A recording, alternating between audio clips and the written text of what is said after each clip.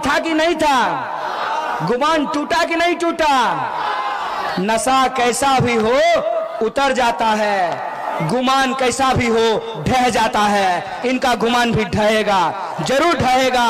कि तुम कहते हो कि 1 इंच पीछे नहीं हटेंगे, 1 इंच तो क्या तुमको पूरी जमीन छोड़नी पड़ेगी। यह बात अपने दिमाग में डाल लो, अपने दिमाग में यह बात डाल लो कि जब जनता उठ खड़ी होती है लोकतंत्र में तो अच्छों का गुमान टूट जाता है। तुम अंग्रेज बनने के लिए तैयार हो तो हम अशफाक उल्लाह खान और राम प्रसाद बिस्मिल की तरह फांसी पे चढ़ने के लिए तैयार हैं।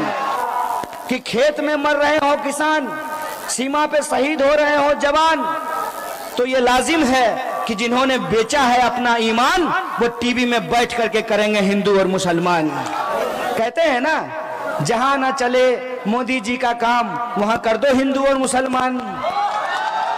जहां ना चले विकास के जुमले से काम वहां कर दो हिंदू और मुसलमान। जो बेईमान की औलाद है वो बेईमानी के लिए लड़ रहे हैं, इस बात को हमको अपने दिमाग में डालना पड़ेगा। एक साजिश की तहत इस देश के जो नौजवान हैं उनके हाथों में तमंचा थमा दिया गया है। अमित शाह का बेटा बीसीसीआई का सेक्रेटरी बना है, वो स्टेडियम में बैठकर चीयर लीडर्स का डांस देखेगा और आईपीएल का मैच का मजा लेगा, और आपको तमंचा पर डिस्को करने के लिए छोड़ दिया है। ये राजनीति हम लोगों को समझनी पड़ेगी कि नेता अपने बच्चों का कैरियर बनाते हैं, लेकिन इस देश के जो आम लोग हैं उनकी परेशानियों को किस तरीके से गुमराह किया जाता है। हकीकत यह है कि 45 साल में देश में सबसे ज्यादा बेरोजगारी है, 12,000 किसानों ने आत्महत्या की है। और ये कैसी सरकार है, ये कैसी सरकार है, ये कैसी सरकार है कि एक एक करके इस देश की सरकारी संपत्तियों को बेचा जा रहा है। और प्रधानमंत्री क्या कहते थे? प्रधानमंत्री कहते थे कि मैं देश नहीं बिकने दूंगा। कितना मजेदार चीज है, सुन लीजिए। किसी गाड़ी का किसी दिन स्टीयरिंग बेच देंगे, किसी दिन टायर बेच देंगे, किसी दिन इंजन बेच देंगे, किसी दिन चेचिस बेच देंगे, और कहते हैं कि मैं गाड़ी नहीं बिकने दूंगा।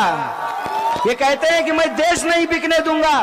लेकिन इस देश की जो राष्ट्रीय संपत्ति है, जो सरकारी कंपनियां हैं, जो बीएसएनएल है, जो एलआईसी है, जो रेलवे है, जो भारत पेट्रोलियम है, जो हाल है, उसको आज बर्बाद करने की कोशिश की जा रही है। और सरकारी नौकरियों की क्या हालत कर दी गई है। पूरी जिंदगी आप सरकारी नौकरी कीजिए, लेकिन बुढ़ापे में आपका पेंशन मिलेगा इसकी कोई गारंटी नहीं है। यहाँ पे एक एमएलए साहब बैठे हुए हैं, एक बार एमएलए बने हैं, जिंदगी भर इनको पेंशन मिलेगा, इसके बाद इनकी पत्नी को भी पेंशन मिलेगा। और आप जो सिपाही लोग यहाँ खड़ा हैं, बताइए आपको पेंशन मिलेगा? तो आप सरकारी नौकरी कर रहे हैं ना, ये सरकारी विधायक है ना, ये सरकार है ना, इनको पेंशन मिलेगा, नेताजी को पेंशन मिलेगा, प्रधानमंत्री को पेंशन मिलेगा, मुख्यमंत्री को पेंशन मिलेगा, लेकिन सिपाही को पेंशन नहीं मिलेगा। बताइए ये न्याय है कि अन्याय है? ये सवाल है। हमारा ध्यान कहीं और भटकाया जा रहा है, हमको गुमराह किया जा रहा है, हमको आपस में हिंदू और मुसलमान करके लड़ाया जा रहा है, ताकि इस देश की सरकार देश की सरकारी संपत्तियों को अपने दोस्तों के हाथ में लुटा सके। बताइए ऐसा कौन बाप होता है कि अपना बच्चा मांगे जूता तो उसको दे थप्पड़, और पड़ोसी के बच्चा को जूता के बदला छत्ता खरीद करके ला दे? ऐसा कौन बाप होता है? ऐसी कौन सरकार होती है कि बीएसएनएल को बेच रही है और जियो को धन धनाधन करवा रही है? ऐसी कौन सी सरकार होती है? हमको ये समझना पड़ेगा कि चुनाव आते ही हिंदू मुसलमान क्यों होने लगता है, क्यों दंगा भड़कने लगता है? इसीलिए दंगा भड़कने लगता है कि आपके बच्चे के पास प्रतिभा है, उसके पास मेरिट है, फिर भी उसको नौकरी नहीं मिलेगी। लेकिन अमित शाह का बेटा जो उसका फोटोकॉपी है, उसको बीसीसीआई का सेक्रेटरी बना दिया जाएगा। ये बात आपको समझनी पड़ेगी।